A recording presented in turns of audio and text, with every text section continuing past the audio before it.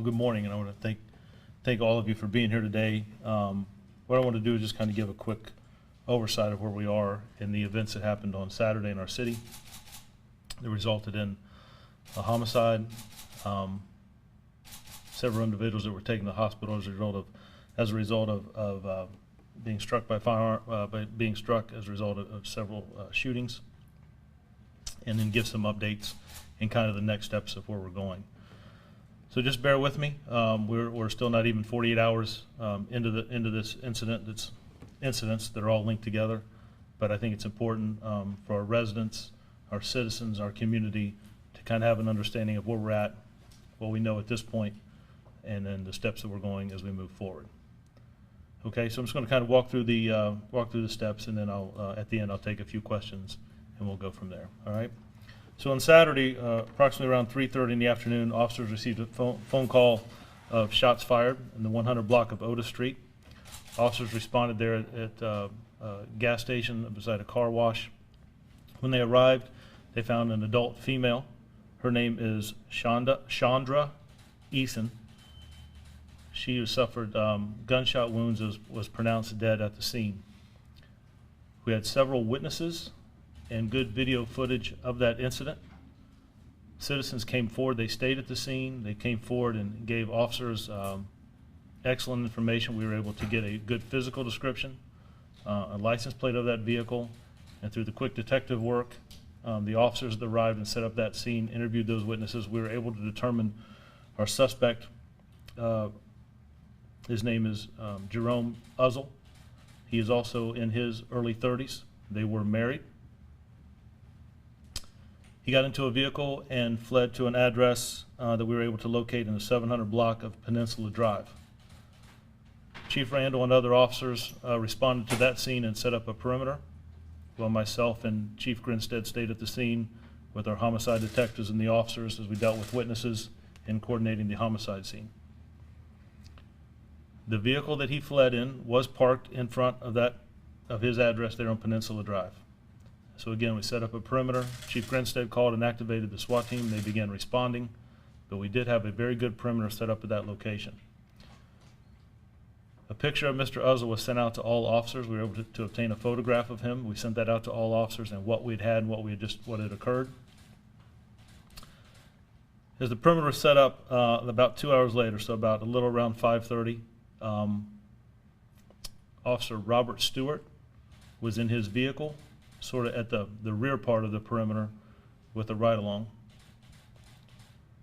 Robert and Macy were sitting inside the vehicle. When Mr. Uzzle approached that vehicle from behind, he took position on the left side of the vehicle, which would be the driver's side of the vehicle, in an ambush-style shooting, fired multiple rounds inside the vehicle. Officer Stewart was struck, so was Macy, and Officer Stewart was able to return fire. Officers began to collapse on the area to move towards where the shooting had occurred. There were several citizens in the area. You can understand a little bit of the commotion there. Officer Brendan Kidder was one of the first to come in contact with Mr. Uzzle. He drew his firearm, gave him commands. He fired his firearm. At some point, Mr. Uzzle was struck. He fell. He got back up and was able to make it a few more feet, where he was taken into custody by Chief Randall, Captain Bullhurst, and other officers at the scene. He was immediately rendered aid. We also had citizens come forward and render aid to Officer Stewart and Macy. All three were transported to a Riverside hospital where they're undergoing treatment and surgery. We went there, we cleared one residence that we thought Mr. Uzzle may have came from, and then we also went in and cleared his residence where he lived. There was evidence recovered from inside his residence. There was also evidence recovered, certainly covered from the scene there in the apartment complex and back on Otis Drive. The shell casings that were recovered from Otis Drive are consistent with the caliber of the shell casings recovered at the apartment complex. And we'll do NIBIN testing to verify all that, but they're very consistent. We did recover a firearm in the apartment complex. Several officers responded to the hospital, myself included. I spoke with Macy, and I spoke with Officer Stewart, and then I was able to get Mr. Uzzle was in surgery. I was not able to talk to him. So I want to go back. I'm going to give you an update on the on all three individuals, but I will tell you at about 12:30 Saturday night into Sunday morning, Mr. Uzzle succumbed to his injuries and passed away at the hospital.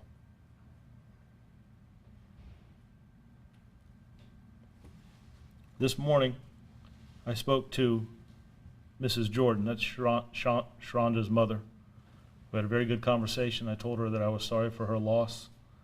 We had a good conversation. We shed a few tears, and I told her that she's now part of our family, and anything that we can do for her or her family, we will do that. And I hope that she appreciated that phone call. About an hour before I came into this room, I talked to Mrs. Howe. That's Jerome Uzzle's mother, the mother of our suspect. We had a very good conversation. It was a hard conversation. I will tell you, we didn't get into what happened and why. That she also lost a son, and we shed a few tears as well. I will tell you that she told me that she apologized for what her son did, and she didn't understand it. And I just want her to know that she's in our thoughts and prayers, and if there's anything that we can do for her or her family. The officers that were engaged in returned gunfire, Officer Robert Stewart and Officer Brendan Kidder. They both have been on this department for approximately 2 years. I will tell you that they are both heroes, and I think their actions saved lives. I cannot be more proud of the officers that responded to the scene, the perimeter that was set up, the way the officers handled the homicide scene on Otis Drive, the coordination. We were able to link the two together. I cannot be more impressed and proud of the citizens of this city that stayed at that scene and provided information, and I don't mean just one. There were multiple citizens that were at that location and provided us information on what they saw. Because of that cooperation, the cooperation of the management of the business, and the citizens that were there, we were able to identify our suspect and determine a location very, very quickly, and to get that information out to officers. The officers responded extremely well, and a good perimeter was set up. And the location we were watching, at his address, that is not the address he came out of. He came out of an address a few blocks away. There is still a lot of work to be done. We had a briefing just before we came in here.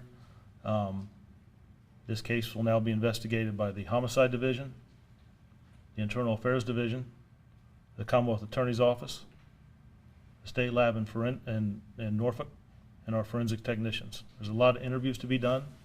There's a lot of information to go over. At the end of the day, we have 2 individuals that lost their life, and we have 2 individuals at the hospital. Officer Stewart and Macy are both recovering. They're both in stable condition. One has already had 1 surgery. They both are scheduled to have surgery later today.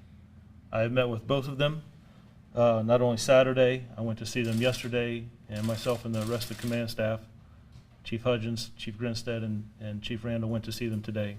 We spoke with their families and them as well at their bedside, and then gave the families as much information as we could.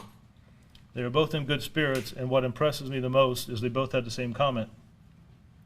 Officer Stewart asked how Macy was as soon as we saw him, and Macy, who was doing a ride-along with this department, her first question was, "How is Officer Stewart?" They're both heroes, both fighters. They're both in good spirits. A little bit of pain and discomfort, that's understandable. But it was important for me to take time to go see them and meet with them and their families before I released any information to the media. So again, we're not even 48 hours into this this situation that hit our city, but I owed it to them and their families, all involved, that I wanted to have some conversation with them and talk to them and share my concern and feelings for them. So my heart goes out to all of the individuals involved.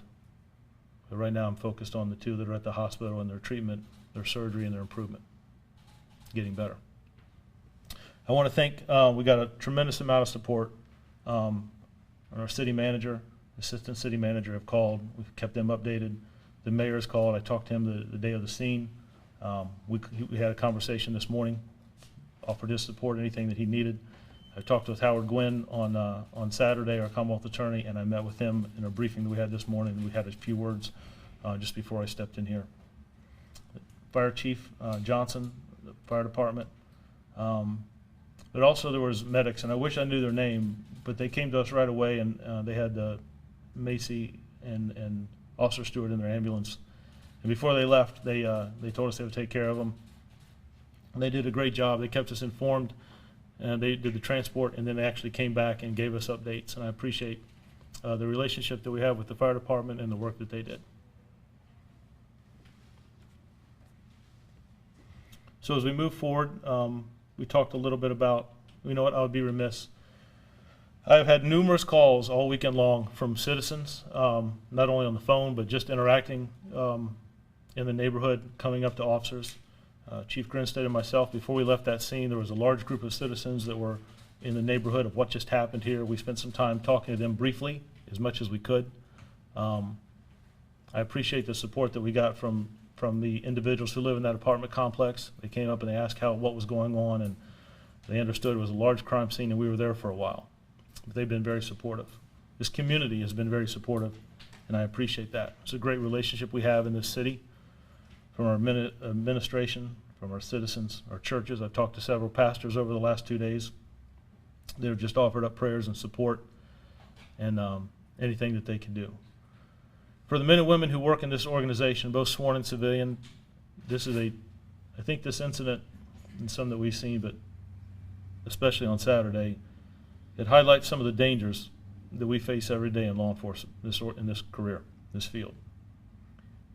But I think on Saturday that it gave us the opportunity to show the professionalism and dedication and service to this community, our neighborhoods, our city, and this department. And I could not be more proud of the officers, the way they handled both scenes, both situations, the way they've showed support at the hospital for the two individuals that are there. I'm truly honored to work with such great individuals, very talented individuals in a tough situation. But I think when we face those challenges, it gives us in law enforcement, it gives the men and women of this department the ability to show just how great they are. They did a fantastic job, and I cannot tell them how much I appreciate what they did, especially Officer Stewart and Officer Kidder. They saved lives. So with that, I just want to thank, it's like I said, we're still only about 48 hours into this situation, into this incident, this case, but I do want to remember that not only the two individuals at the hospital, there were other family members who lost loved ones, and I wanted to talk to both of those families, and my heart goes out to both of them. I believe this stemmed from a domestic violence situation. They were married, but all that will come out. There's a lot of interviews to go. Homicide detectives, forensics detectives will work through the night. I think some of them haven't even been home yet, and I got to make sure that they're okay. We have our department psychologist that came Saturday night to talk to some officers before we sent them home. I needed to make sure that they were okay. We have our CISM department that deals with stress and critical incident management. They met with each roll call yesterday and the 911 dispatchers to make sure they're okay. I'm still concerned about them.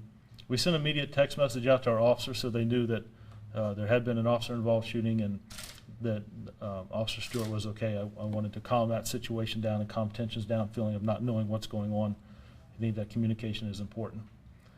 But now we will turn this case over to the investigators and let them do their part. There's still a lot of things to do, a lot of people to interview, a lot of footage to go over. But I have the utmost confidence in them, our Commonwealth Attorney's Office, and the citizens in this city. I cannot thank them enough of how they responded and stayed at a scene where it would have been so easy just to drive away, and the support that we got while we were in the apartment complex on Saturday. So with that, I think I've hit on everything, but I'll take a few questions and just be mindful that we are 48 hours into this case, and there's still a lot of work to do, but the men and women of this organization, top notch. Is there any questions? Chief, I understand, and I'm not sure how much you can go into, but to the couple may have had children, and I don't know if you've spoken with children or how they're doing, how are they doing, or if they were there at the scene that Saturday. Have you gotten a chance to talk to the family? So I will tell you this, that we made sure that all family members were safe. That was one of our top priorities, is to find out where the kids were. We were able to do that, and then when I talked to Miss Jordan this morning, we went over that very issue, and I think I felt her heart on the phone when we talked. I felt her heart for just the whole situation, but yes, that's important to me, and we had a strong conversation about that. The suspect, Mr. Uzzo, I believe you said his name was he known to you all at any point before this incident? Did you have any issues? You know, I'd have to go back and look, but from what I understand, I don't believe that there was much of a relationship with officers. I don't want to misquote. We had a short conversation about that when we checked our system on Saturday, and I left that briefing a little early, but I don't think that it was an individual that we had a great deal of interaction with. Can you go into more detail about the conditions of the officer and the civilian? So out of respect, I will tell you that Officer Stewart was struck.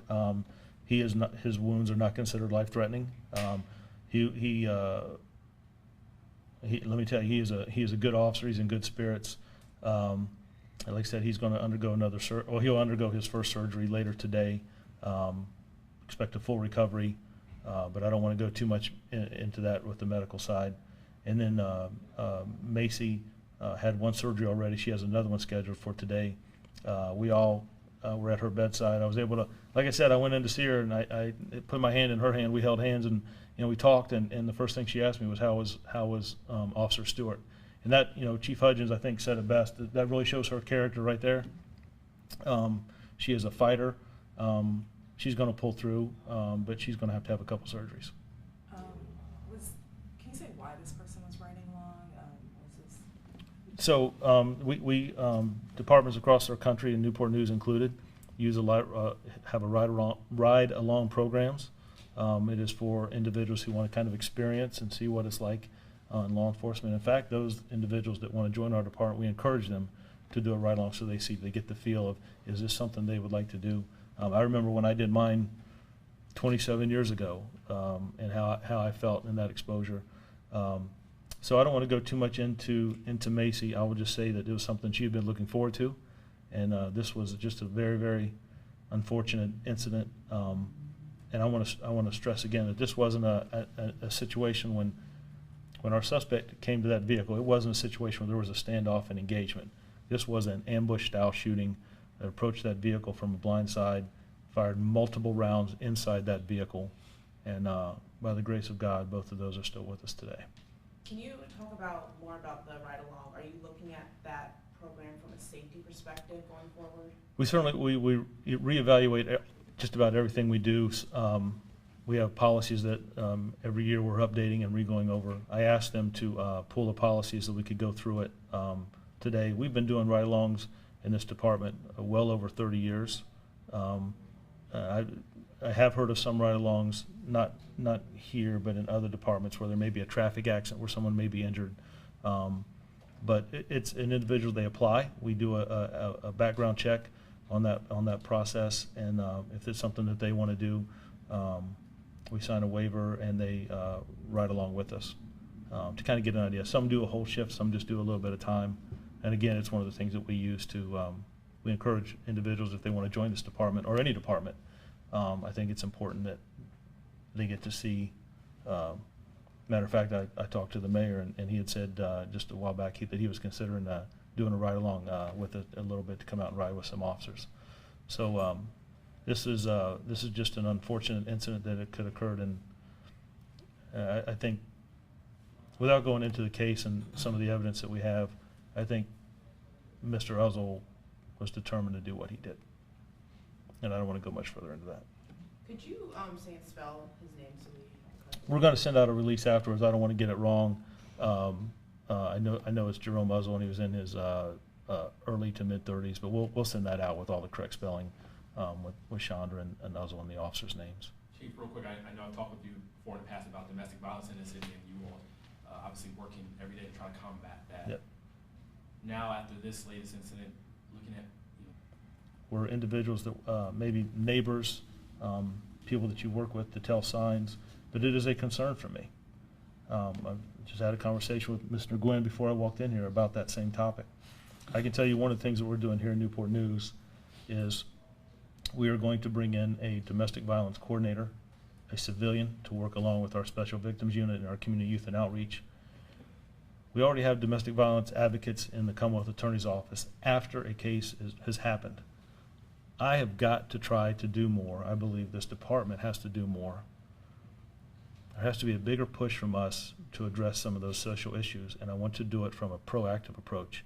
I want to talk to middle school kids. I want to talk to high school kids. I want to have college kids. I want to have forums. I want to create an atmosphere where people feel they can come forward. We have seen too many homicides in this city that have been a direct result of domestic violence. Too many assaults, too many shootings. It is a real concern, and I look at our crime data, evidence-based, factual-based, where are we seeing our violence, and that is one crime that continues to grow. I do not have a decrease in, and I am extremely concerned about those domestic violence cases. We have a great special victims unit. Sergeant Ross and her team move very, very quickly to address those issues, but so often we're dealing with it after something happens. We've got to find a better way to get it on the front end and be proactive. And I don't think it's just a police response. I'm asking our churches to help us, our schools to help us, our communities, our neighborhoods, organizations and businesses. Even here in our own department, we're going to be having some people come in and talk to us as a group about signs of suicide, signs of domestic violence abuse, creating an atmosphere for people to come forward. And I want citizens to know that if they're having problems, if they're having conflict, to please tell someone, ask someone, seek help. But it's like Mr. Gwynn said, when someone makes a threat against you in domestic violence situations, you can't just take that for granted. And he's absolutely right. Chief, Yes, sir. So, with ride-alongs, is it normal to have a ride-along go to the scene of a homicide or potential suspect? So let's be clear. The focus today, for me, is the two individuals that are in the hospital, right? They have both injured. I got an officer in there that's going to have surgery later, and a young lady who did a ride-along because she's interested in this field. That's where my focus is. The ride-along program that we have in this department is like many others across this country. And here's the thing. We knew where he lived, we knew where his vehicle was, and we set a perimeter around that location. We weren't going to let that vehicle leave, whether he got into it or anyone else, because we believed evidence would be in that car. And I wanted also that location, that apartment, because I believed evidence may be in there or he himself. In fact, that's why Chief Grinstead activated the SWAT team immediately once we knew where he was. The individual, Officer Stewart and Macy, were parked about a block or a block and a half away, way out of that area. Not in front of that house, not right behind it, not at the side, way out of the way. The individual, the reason that those two individuals were hurt was because Mr. Uzzle came out and ambushed style and shot into that vehicle multiple times. So we're going to look at that ride-along program and make sure we have best practices. But over 30 years, I was talking to Chief Grinstead. This is one or two incidents that we know of where someone's been injured on a ride-along in our city, and I think the other we talked about was within a vehicle accident. But my main priority right now is the two families that lost loved ones and the two individuals that are at the hospital recovering, and that's where our focus should be. Anybody else? Yes, sir. So you seem to stress quite a bit the fact that people stayed, witnesses stayed, and Yes, sir. talked to the police. Is that something, I know it's been problematic in the past, is that something that you guys have been working on? I will tell you, I've been here a year. That's a great point. You were at the scene, and I appreciate that. And I appreciate the cooperation and respect that you showed there. Thank you, my friend. When I walked in the door here, community policing, the reason we do it, right, is to engage the community, create an atmosphere of trust, transparency. It's one of the reasons that I'm standing before you today. And we encourage citizens to come forward, to take back their neighborhoods, to take back their areas where they live, their blocks, right? Just in their immediate surrounding, to know their neighbors. And if they see something, to say something, right? To protect this city, their community, to look out for one another. We always struggle. It is always a concern for people to come forward.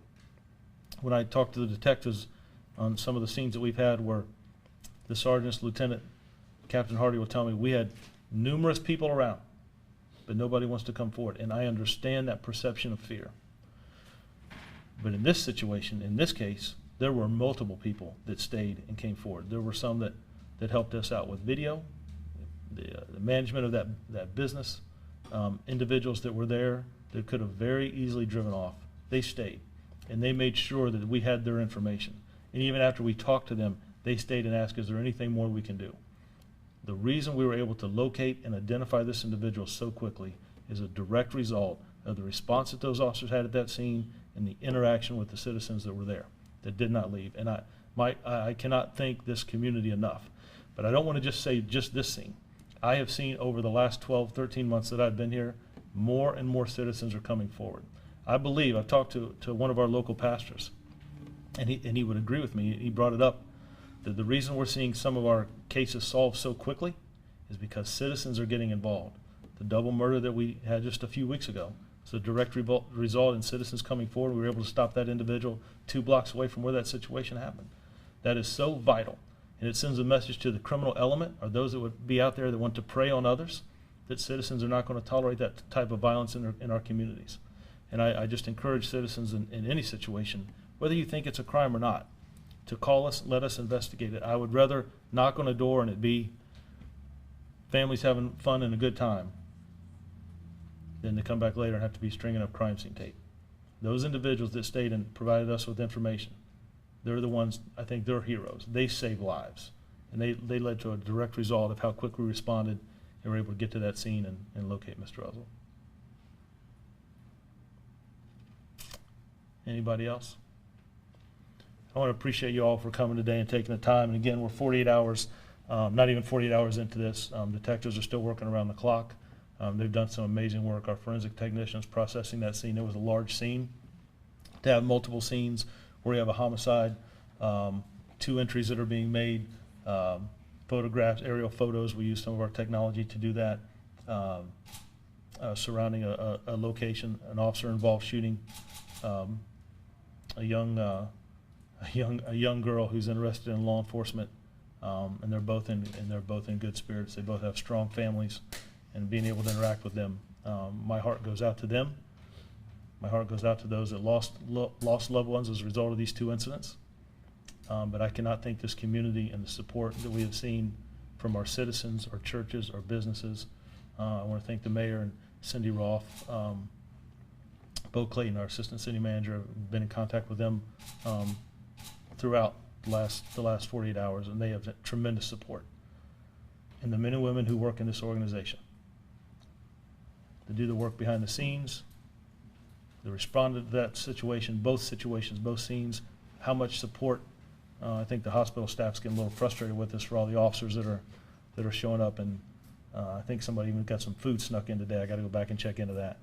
But those are strong people, and I believe the actions of this department saved lives on Saturday afternoon and Saturday evening. If we don't have any more questions, I'm going to end it there. We'll get that press release out. It has all the address and time frames and spellings of those names. But I appreciate you all coming today and spending some time with us. Okay?